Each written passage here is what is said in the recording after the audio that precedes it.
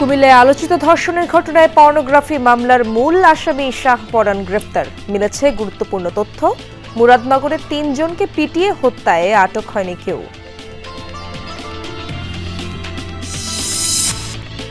অভ্যুত্থান পরবর্তী সময়েও দেশে রয়ে গেছে পুরনো বন্দোবস্ত, বললেন নাহিদ ইসলাম। ঠাকুরগাঁওয়ের পর দিনাজপুর অভিমুখে এনসিপির জুলাই পদযাত্রা। আগের সিস্টেম রয়ে গিয়েছে, ফলে সেই সিস্টেমের বিরোধ করে নতুন দেশ গঠনের জন্য এই নতুন পার্টি এবং আমাদের কর্মসূচি। রংপুরে দীর্ঘ ১৭ বছর পর জামায়াত ইসলামের জনসভা। গণ অভ্যুত্থানের সকল হত্যার বিচার সহ ৪ দফা দাবি উত্থাপন। লালমনিরহাটের পাটগ্রাম থানায় ভাঙচুর ও আসামি ছিনিয়ে নেয়ার মামলায় গ্রেপ্তার ৪। উদ্দেশ্যমূলকভাবে বিএনপির নাম জড়ানো হচ্ছে দাবি দলটির নেতাদের। পাবনার বনগ্রামে বাস ট্রাক সংঘর্ষে নিহত ৩, আহত অন্তত ১০ জন। গোপালগঞ্জ ও সাতক্ষীরায় সড়কে প্রাণ গেছে আরও ৩ জনের। খুলনা মেডিকেল কলেজ হাসপাতালে অস্বাস্থ্যকর পরিবেশ। সংক্রামক রোগের ঝুঁকি নিয়েই সেবা নিতে হচ্ছে রোগীদের। কর্তৃপক্ষ এ ব্যাপারে উদাসীন। পায়খানা প্রসাবের পানি সব আমাকে গায়। রোগী তো অসুস্থ, সে রোগীর সাথে আমি রোগী হয়ে যাচ্ছি, তো আমাকে টানবে কি দেয়? লোকবল সংকট আছে, সুইরেজ লাইন ডিস্টার্ব আছে। পানি যদি না সারে তাহলে তো আপনার সেখানে দুর্গন্ধ জমা হবে, মশা জমা হবে, এটা স্বাভাবিক।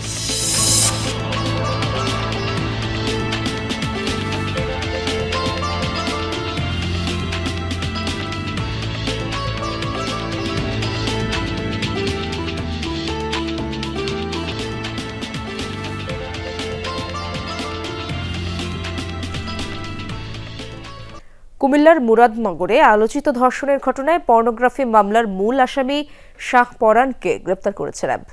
এর আগে শাহ পরানকে নিয়ে সংবাদ প্রচার করে যমুনা টেলিভিশন।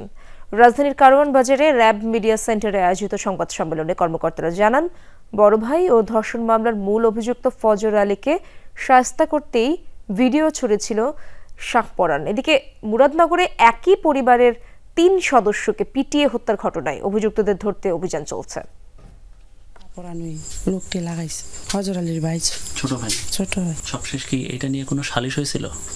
এটা সালিশ মানে আর মামা টামারা সব আইছিল। ফজর আলী আবার রাগ দিছিল, কি তাই তার ভাই দিছিল, চর্চাপড় দিছিল, হে জিদ দে লোকটি লাগাইছে।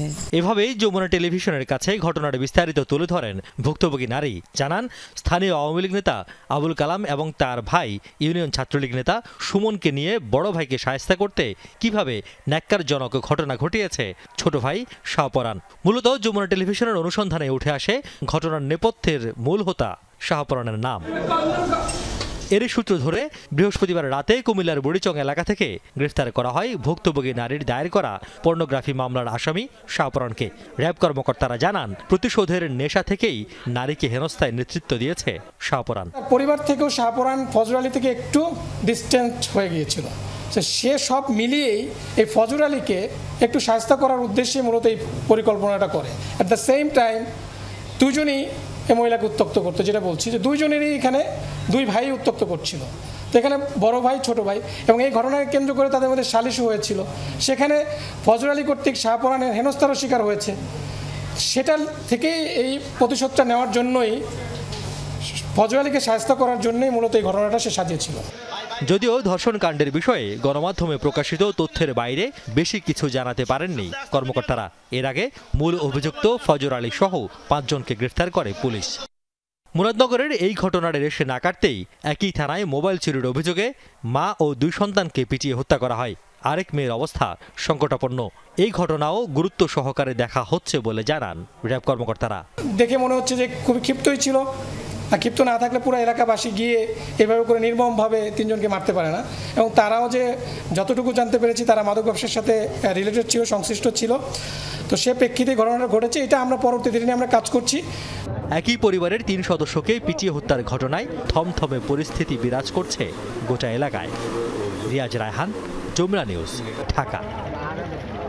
অভ্যুত্থান পরবর্তী সময়েও দেশে পুরনো বন্দোবস্ত রয়ে গেছে। বৈষম্যহীন দেশ গড়তে প্রয়োজন নতুন সিস্টেম, যা বাস্তবায়নে কাজ করবে এনসিপি।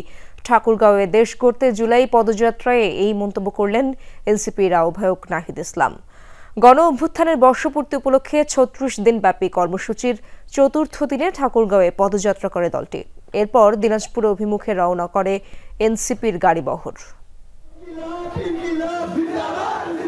চতুর্থ দিনের মতো চলছে এনসিপির দেশ গড়তে জুলাই পদযাত্রার কর্মসূচি। কেন্দ্রীয় নেতারা জনসংযোগ করছেন গণমানুষের সাথে। সকালে পঞ্চগড়ের আটোয়ারি বাজারে জাতীয় নাগরিক পার্টির নতুন অফিস উদ্বোধন করেন দলটির শীর্ষ নেতৃবৃন্দ। সেখানে আয়োজিত সমাবেশে এনসিপির উত্তরাঞ্চলের মুখ্য সংগঠক সার্জিস আলম বলেন, চাঁদাবাজ দখলদারদের দিয়ে দেশের উন্নতি সম্ভব নয়।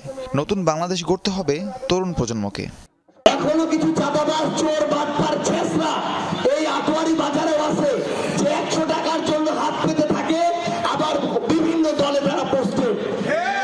এইরকম ছেঁচড়া, চাঁদাবাজ, লুটপাট যারা করে তাদেরকে দিয়ে আগামীর বাংলাদেশের উন্নতি হওয়া সম্ভব না।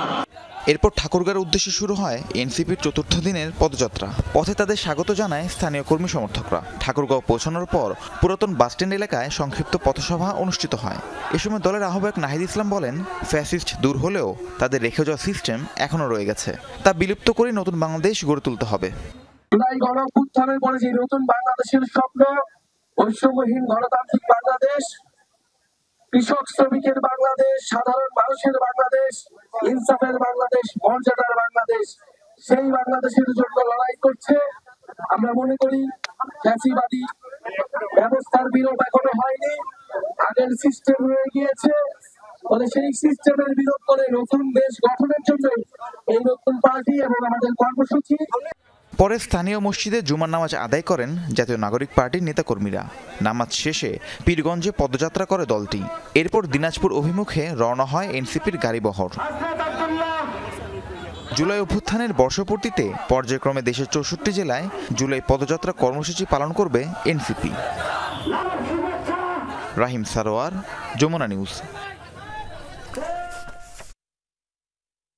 দর্শক, এনসিপির পদযাত্রার আরো খবর জানবো। দিনাজপুরে যেতে চাই, আমার সহকর্মী মাহফুজুল হক সেখানে রয়েছেন। মাহফুজ, এনসিপির গাড়িবহর দিনাজপুরে পৌঁছেছে কিনা এবং সেখানকার আজকের কর্মসূচি সম্পর্কে জানাবেন বিস্তারিত। এনসিপির কেন্দ্রীয় নেতারা কিছুক্ষণ আগে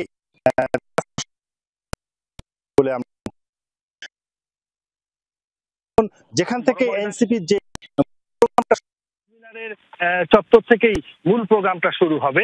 এই প্রোগ্রাম এখান থেকে তারা পদযাত্রা করে দিনাজপুরের সদর হাসপাতাল মোড় হয়ে লিলি মোড় থেকে তারা দিনাজপুর ইনস্টিটিউট চত্বরে যাবে, যেখানে আজকের এই জনসভা অনুষ্ঠিত হবে। আমরা একটু দেখাতে চাই, এখানটা মোটামুটি অনেক লোকজন এখানে ছিল যখন এনসিপির নেতারা দিনাজপুর শহরে প্রবেশ করেছে। তারা আসলে ঠাকুরগাঁ থেকে পীরগঞ্জ হয়ে বীরগঞ্জ হয়ে দিনাজপুরে প্রবেশ করেছে। তারা স্থানীয় একটি রেস্টুরেন্টে ঢুকেছে। সেই রেস্টুরেন্টে তারা যে দুপুরের খাওয়াটা এখন তারা নাকি করতেছেন। এই খাওয়া শেষে ওনারা আমরা যেখানে আছি এই কেন্দ্রীয় শহীদ মিনার, এখানে আসবেন। এখানে আসার পরেই এখানে তাদের যে নেতাকর্মী বহর আছে, এই বহরকে নিয়ে তারা পদযাত্রা করবেন। এই পদযাত্রা থেকেই তারা ওই দিনাজপুর সদর হাসপাতাল মোড়ে করবেন এবং এই সদর হাসপাতাল মোড় থেকে তারা যাবেন লিলি মোড়ে। লিলি মোড় হয়ে তারা দিনাজপুর ইনস্টিটিউট চত্বর এই শহরের কেন্দ্রস্থলে হয়ে তারা দিনাজপুর ইনস্টিটিউট চত্বর এই শহরের কেন্দ্রস্থলে অবস্থিত এই চত্বরে যাবে এবং সেখানেই থেকেই তারা মূল জনসভাটা করবেন বলে তাদের নেতৃবৃন্দ জানিয়েছে। ইসরাত, মাহফুজ, ধন্যবাদ আপনাকে। গণ অভ্যুত্থানের সকল হত্যার বিচার, প্রয়োজনীয় সংস্কারের পর নির্বাচন সহ 4 দফা দাবিতে রংপুরে চলছে জামায়াত ইসলামীর জনসভা। প্রায় 17 বছর পর দুপুর 3টায় নগরীর জেলা স্কুল মাঠে শুরু হয় মূল আনুষ্ঠানিকতা। দীর্ঘদিন পর জনসভা হওয়ায় সকাল থেকেই ব্যানার ফেস্টুন নিয়ে জড়ো হতে থাকেন নেতাকর্মীরা।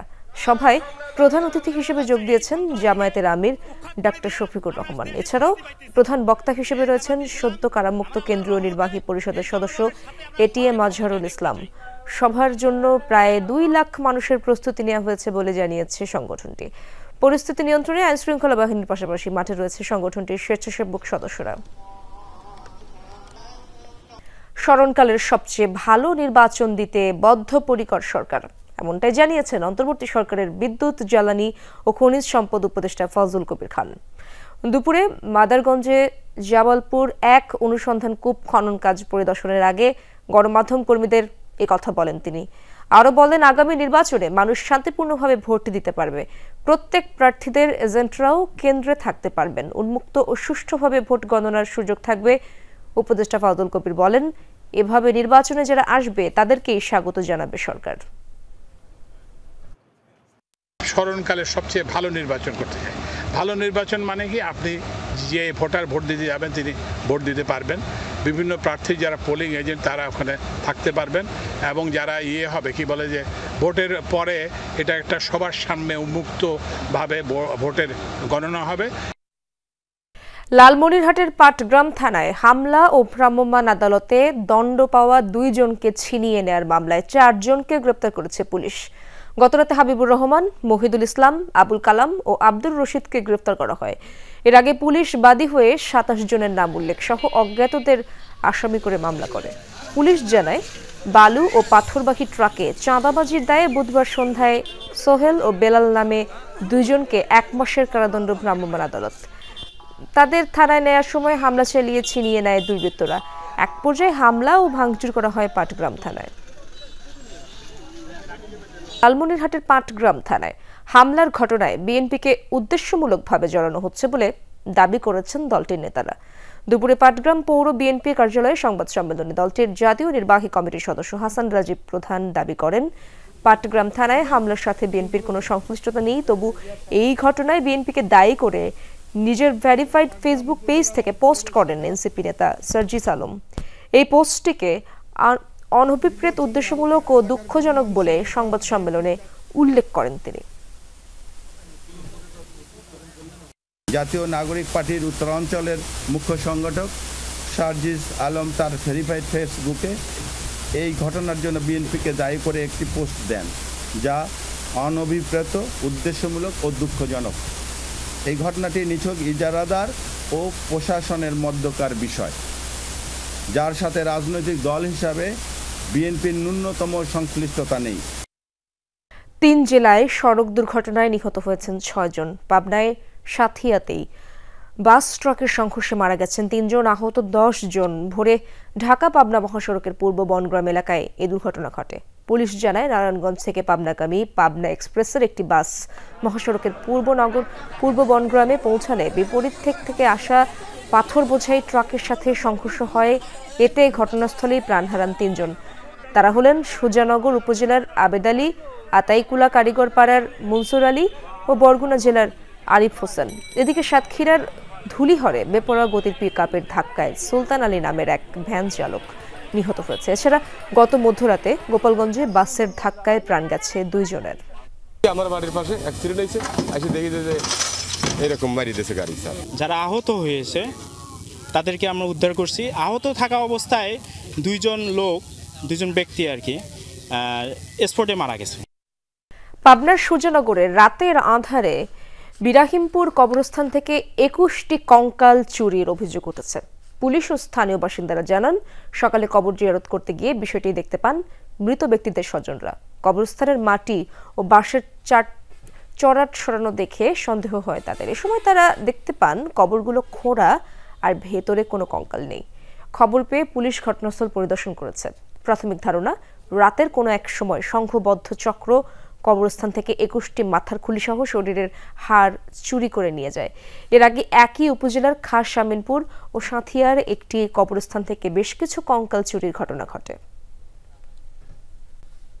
ঝোপঝাড় আর ময়লা আবর্জনায় ভরা খুলনা মেডিকেল কলেজ হাসপাতালের চারপাশ। ড্রেনগুলো দেখে মনে হয় কতকাল পরিষ্কার করা হয় না। আর ময়লার ঘর, লাশ ঘর ও রান্নাঘর সবই যেন এক ছাতার নিচে। ভেতরের পরিবেশ আরও বেশি নোংরা। ফলে হাসপাতালে ভর্তি থাকা রোগীদের সব সময় থাকতে হয় অস্বাস্থ্যকর পরিবেশে। দিনের পর দিন চলে আসা এমন পরিস্থিতির উন্নয়নেও উদাসীন কর্তৃপক্ষ। খুলনা মেডিকেল কলেজ হাসপাতালের মূল ভবন আর ক্যান্সার বিভাগের মধ্যবর্তী স্থান এটি। আগাছায় ভরা গোটা এলাকা, ঢেকে আছে ভবনের প্রায় এক অংশ। সামান্য বৃষ্টিতে জরুরি বিভাগে যাওয়ার প্রধান সড়কটিও তলিয়ে যায় কাদা পানিতে। ড্রেনগুলোও যেন মশা উৎপাদনের নিরাপদ স্থান, যেখানে সেখানে ছড়িয়ে ছিটিয়ে ক্লিনিক্যাল বর্জ্য। হাসপাতালের পেছনের এই টিনের ঘরে রাখা হয় ময়লা আবর্জনা। টিনের চালে ছিদ্র থাকায় বৃষ্টির পানি আর আবর্জনা মিলেমিশে একাকার। এর কাছেই আবার রোগীদের জন্য রান্নাঘর, তার পাশেই লাশঘর ও মর্গ। এই টিনটা ভাঙা থাকার কারণে প্রচণ্ড বৃষ্টি হয়, বৃষ্টি হওয়ার পরে ময়লার থেকে যে গন্ধটা হয়, এই গন্ধটা আরো অন্যদিকে ছড়ায় যায়। রান্নাঘর, লাশঘর এবং মর্গ একই জায়গায়। অনেক বড় জঙ্গল, এটা পরিষ্কার করা উচিত। সাপ থাকলে অবশ্যই সাপ আছে এখানে, অনেক বড় বড় সাপ দেখাও গেছে। হাসপাতালের বাইরের চিত্র যখন এমন, তখন কি অবস্থা ভিতরের? চারদিকে স্যাঁতসেঁতে পরিবেশ, যে যার মতো যেখানে সেখানে ফেলছে আবর্জনা। স্বাস্থ্যবিধির কোনো তোয়াক্কাই নেই। দিনও মশা লাগে, রাতও মশা লাগে, গন্ধও লাগে। পায়খানা প্রসাবের পানি সব আমাকে গায়ে। এত পরিমাণ নোংরা, এই যে একটা মানুষ আসছে খাবার খাবে, নোংরার মধ্যে বসে সে কিভাবে খাবার খাবে, এগুলো তাদের দেখতে হবে না? এবার যমুনার ক্যামেরা হাসপাতালের ওয়ার্ডের দিকে। রোগীদের বিছানা যেন তেলাপোকার রাজ্য। বাথরুমের অবস্থা শোচনীয়, কোনোটির দরজা ভাঙা, আবার কোনোটির দরজাই নেই। অপরিচ্ছন্ন ও দুর্গন্ধে ভরা পরিবেশেই চলে চিকিৎসা সেবা। দরজা সিটকেলি নাই, এর ভিতরে যাবেন দেখেন যে সিলিং এর যে একটা অবস্থা। রোগী তো অসুস্থ, সে রোগীর সাথে আমি রোগী হয়ে যাচ্ছি, তো আমাকে টানবে কিটা? এসব দেখভালের দায়িত্ব যার, কি বলছেন সেই হাসপাতাল পরিচালক? লোকবল সংকট আছে, সুয়েজ লাইন ডিস্টার্ব আছে। পানি যদি না সারে তাহলে তো আপনার সেখানে দুর্গন্ধ জমা হবে, মশা জমা হবে, এটা স্বাভাবিক। তো সুয়েজের ব্যাপারে আমি দায়িত্ব নেওয়ার পরে অন্তত 5 বার আমি পিডব্লিউডিকে বলেছি। তারা আসছে, দেখে যায়, ঘুরে ফিরে যায়, মাপটাপ নিয়ে যায়, ও পর্যন্তই শেষ। দেশের দক্ষিণ পশ্চিমাঞ্চলের সবচেয়ে বড় হাসপাতালটি 500 শয্যার হলেও প্রতিদিন 3 গুণের বেশি রোগী স্বাস্থ্যসেবা নেয় এখানে। হুমায়ুন রশিদ, যমুনা নিউজ। চুয়াডাঙ্গার রেলওয়ে ওভারপাস নির্মাণ প্রকল্পে ভর করেছে অনিশ্চয়তা। 1 বছর মেয়াদী কাজের সময় গড়িয়েছে 2 বছরে, তবুও নেই অগ্রগতি। কয়েক দফায় ব্যয় বাড়িয়ে প্রস্তাবনা পাঠানো হলেও তার অনুমোদন মেলেনি। এমন জটিলতায় ধীরগতিতে চলা এই প্রকল্প আরও ঝিমিয়ে পড়েছে। রাস্তাঘাট খোঁড়াখুড়ি করে ফেলে রাখায় বেড়েছে সাধারণ মানুষের দুর্ভোগ। যে প্রকল্প একসময় মানুষের প্রাণের দাবি ছিল, তা এখন কষ্টের কারণ হয়ে দাঁড়িয়েছে। দ্রুত কাজ শেষ করতে মন্ত্রণালয়ের দিকে তাকিয়ে স্থানীয় সড়ক ও জনপথ বিভাগ। চুয়াডাঙ্গাবাসীর প্রত্যাশিত রেলওয়ে ওভারপাস নির্মাণের কাজ শুরু হয় 2023 সালের আগস্টে। ব্যয় ধরা হয় 71 কোটি টাকা। প্রথমে কাজের মেয়াদ ছিল 1 বছর, পরে আরও 1 বছর বাড়ানো হয়। চলতি বছরের জুনে কাজ শেষ হওয়ার কথা থাকলেও বাস্তবতা বলছে ভিন্ন কথা। কাজের অগ্রগতি না থাকায় আবারও 1 বছর সময় বাড়ানোর অনুমতি চাওয়া হয়েছে। সেই সাথে ভূমি অধিগ্রহণ, নকশার ত্রুটি সংশোধন, রেল, বিদ্যুৎ ও পৌরসভার খরচ বাবদ আরও 13 কোটি টাকা ব্যয় বৃদ্ধির প্রস্তাবনা দেয়া হয়েছে। কিন্তু এই প্রস্তাবের অনুমোদন না হয় ঝিমিয়ে পড়েছে গোটা প্রকল্প। দেখা দিয়েছে অনিশ্চয়তা। এই ওভারব্রিজটা 1 বছরের মধ্যে হওয়ার কথা ছিল, কিন্তু 1 বছর তো বাদ, এখন 2 বছর হয়ে যাচ্ছে, তারপরেও এইটা হচ্ছে না। সেই কাজ হচ্ছেই না। আর 2 পাশে যে ভাঙিয়েছে, ভাঙা রাস্তাটাও একটু ঠিক করে না। এখানে সেদিন একটা পিকআপ সরাসরি এর মধ্যে পড়ে গেল। আসা যাওয়া এত অসুবিধা, বৃষ্টি ঝড় বৃষ্টি হইলে কাদা।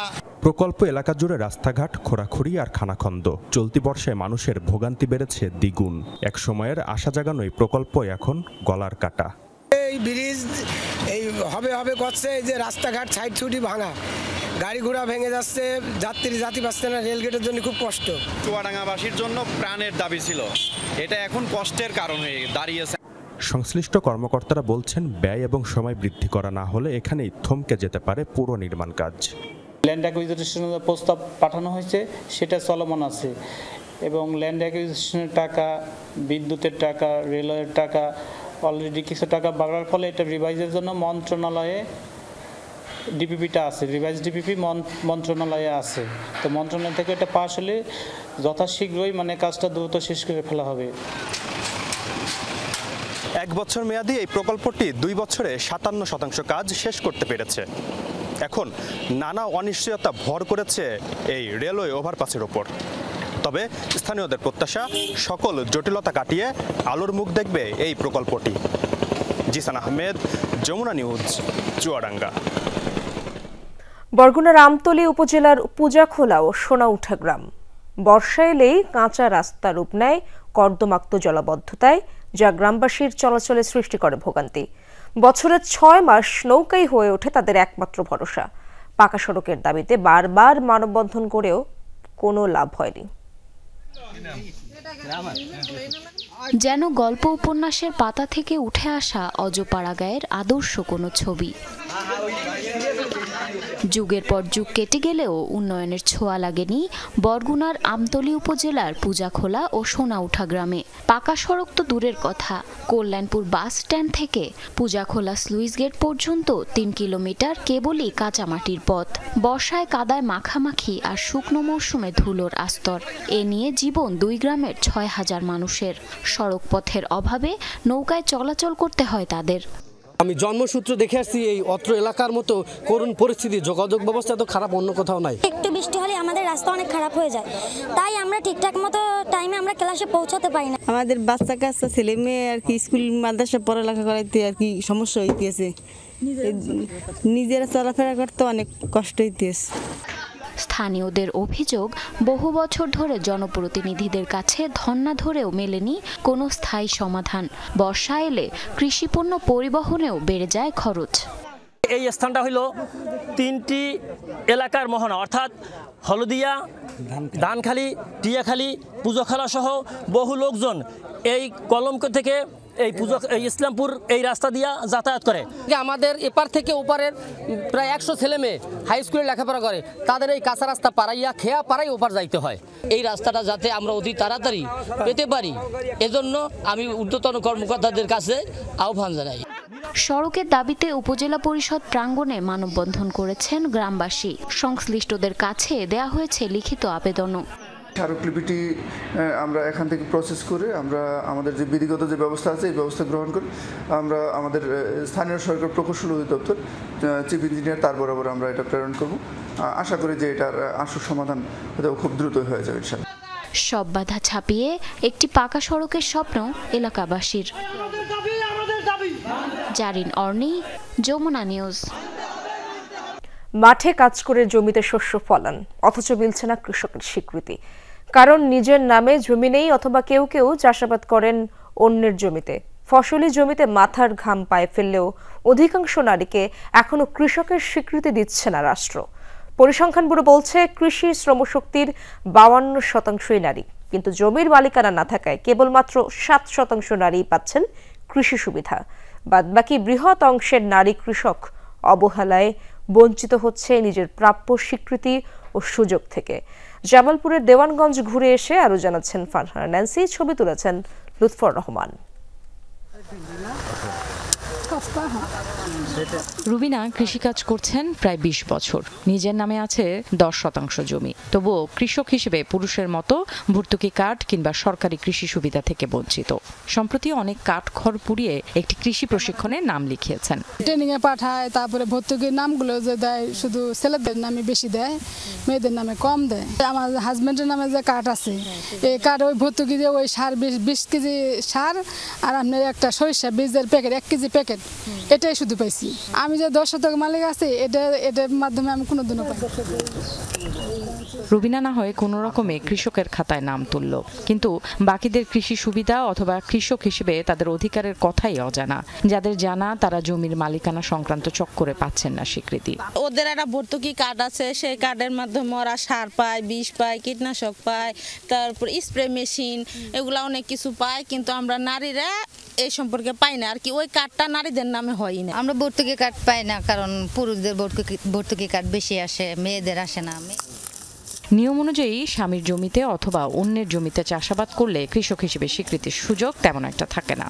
আমার নামে কেন হয় না? পুরুষের নামে জমি, এই জন্য পুরুষের নামে হয়। আর আমার জামাইয়ের নামে জমি হইলে জামাইয়ের নামে ভর্তুকি কার্ড হইলে হয়নি। জামালপুরের দেওয়ানগঞ্জ উপজেলার কৃষি কর্মকর্তার কাছে কাগজে কলমে নারী কৃষকের তথ্য জানতে চায় যমুনা নিউজ। কৃষি কর্মকর্তা জানান 10 বছর আগে সবশেষ কৃষকদের তালিকা জরিপ করা হয়, এরপর আর সেই তালিকা হালনাগাদ করা হয়নি। তবে সম্প্রতি কিছু প্রকল্পে নারীদের যুক্ত করার দাবি করেন তিনি। সর্বশেষ আমরা 2014-15 সালে যখন আমরা কার্ড বিতরণ করেছি, 52,000 প্লাস আমরা কার্ড বিতরণ করেছি। এরপরে এই 10 বছরে তো অনেক পরিবর্তন হয়েছে, আমরা এরপর আর নতুন কার্ড বিতরণ করিনি। বেশিরভাগ নারী কৃষকদের নামে কিন্তু আসলে নিজস্ব জমি নেই, তার হাজব্যান্ড বা অন্যান্য সূত্রে জমি পায়, তা সেই হিসেবে আমরা তারা পেয়ে থাকি সুবিধাগুলো। মাঠ পর্যায়ে নারী কৃষকদের অধিকার উন্নয়নে কাজ করে মানুষের জন্য ফাউন্ডেশন। কর্মকর্তারা বলছেন তাদের সম্মুখীন হতে হয় নানা রকম চ্যালেঞ্জের। সামাজিক দৃষ্টিভঙ্গির বদল আর রাষ্ট্রীয় কাঠামোতে পরিবর্তন ছাড়া কৃষিতে নারীর অবদান স্বীকৃত করা যাবে না বলে মনে করেন তারা। কৃষিকাজ অর্থনীতি হওয়ার পরেও নারী শ্রমকে অর্থনীতিতে যুক্ত করা হয় না, তাতে আলটিমেটলি কি হয়, নারী কিন্তু একটা সময় দারিদ্রতার মধ্যে দিয়ে যায়। সরকারের কাছে আমাদের দীর্ঘদিনের কথা, প্রথমে নারী কৃষক হিসেবে স্বীকৃতি দাও, যাতে নারী কৃষক কার্ড পায়, নারী যাতে কৃষি লোন পায়, নারী যাতে ভর্তুকি পায়। বাংলাদেশের অর্থনীতির অন্যতম ভিত্তি যখন কৃষি, তখন 2025 সালে এসেও নারী কৃষক হিসেবে স্বীকৃতি পাচ্ছেন না। অথচ নারী কিষানীরা সমান পাল্লা দিয়ে পুরুষের সাথে প্রায় একই রকম কাজ করছে জমিতে। মজুরি বৈষম্য থেকে শুরু করে কৃষি সুবিধা বঞ্চিত এই নারীরা কৃষিতে যে অবদান রাখছে তার তেমন কোনো হিসেব নিকেশ নেই বললেই চলে। তাই নারী কিষানীদের জোর দাবি সরকারের কাছে তাদের যেন কৃষক হিসেবে স্বীকৃতি দেওয়া হয়। Farhana Nancy, Jamuna News, Dewanganj, Jamalpur. নেই পানি নিষ্কাশন ব্যবস্থা, বাজারে প্রবেশের সবকটি রাস্তাও বেহাল প্রায় 1 দশক ধরে। এভাবেই চলছে ঝিনাইদহ পৌর শহরের একমাত্র হাট। এতে চরম দুর্ভোগে লক্ষাধিক পৌরবাসী ও হাট ব্যবসায়ী। তবে হাটের উন্নয়নে প্রকল্প নেওয়া হয়েছে বলে জানালেন পৌর প্রশাসক। দ্রুতই শুরু করা হবে সংস্কার কাজ। ঝিনাইদহ শহরের লক্ষাধিক পৌর বাসিন্দাদের জন্য একমাত্র হাট এটি। পরিচিত নতুন হাটখোলা নামে। মূল শহরের কেন্দ্রবিন্দু শেরে বাংলা সড়কে অবস্থিত হওয়ায় ভোর থেকে রাত পর্যন্ত কেনাকাটায় থাকে মুখর। তবে প্রায় 45 বছরের পুরনো এই হাট গড়ে উঠেছে অপরিকল্পিতভাবেই। মূল সড়ক পাকা হলেও হাটে প্রবেশ ও বের হওয়ার 6টি সড়কই বেহাল। নেই পানি নিষ্কাশন ব্যবস্থা, তাই অল্প বৃষ্টিতেই কাদা পানিতে ভোগান্তি পোহাতে হয় ক্রেতাদের। জুতো খুলে আসতে হয়, জুতো খুলে এই পর্যন্ত পানি, হ্যাঁ, এই পর্যন্ত কাদা উঠে পড়ে, যার জন্য আমাদের ব্যাপক ভোগান্তি অসুবিধা হচ্ছে। আমরা এই পথে কাদা বেঁধে আছে, ভাঙাচোরা, রিক্সাও আসতে চাচ্ছে না। এই হাটে মাছ, মাংস, সবজি, নিত্যপণ্যের স্থায়ী দোকানই রয়েছে 600-র মতো। ব্যবসায়ীদের অভিযোগ, 1 দশকের বেশি সময় ধরেই এমন ভোগান্তি পোহালেও সংস্কারে নেই উদ্যোগ। কাস্টমাররাও বলে যে ভাই আপনাদের দোকানে আসবো কি করে, আপনাদের দোকানের সামনে তো কাদা, পানি বেঁধে আছে। এমন একটা পরিবেশে হাট খোলায় কাদা হয়ে গেছে যে আমাদের বাল বাচ্চা নিয়ে না খাওয়ার মতন। বারবার চেষ্টা করেছি পৌরসভার নির্বাহী প্রকৌশলী সহ যারা কর্মকর্তা আছে তাদের দৃষ্টি আকর্ষণ করার চেষ্টা করেছি, যে আশু নিরসন করার জন্যে, আশু ব্যবস্থা করার জন্যে চেষ্টা করেছি। আসলে ওনারা একেবারেই কর্ণপাত করেন না। যদিও আশ্বাস দিয়েছেন পৌর প্রশাসক, জানিয়েছেন দ্রুতই শুরু হবে সড়ক মেরামত কাজ। বড় যে কাজগুলো আছে সেই কাজগুলো হচ্ছে আমরা প্রকল্পের মাধ্যমে করব, যেটার টেন্ডার প্রস্তুত হয়ে গেছে। এটা একটা বিদেশি সংস্থার অর্থায়নে হবে, যে কারণে এর অনুমোদন হতে বা টেন্ডার অনুমোদন হতে যতটুকু সময় লাগে। জনদুর্ভোগের বিষয়টি আমাদের নজরে আছে এবং আমরা এটার জন্য ইতিমধ্যে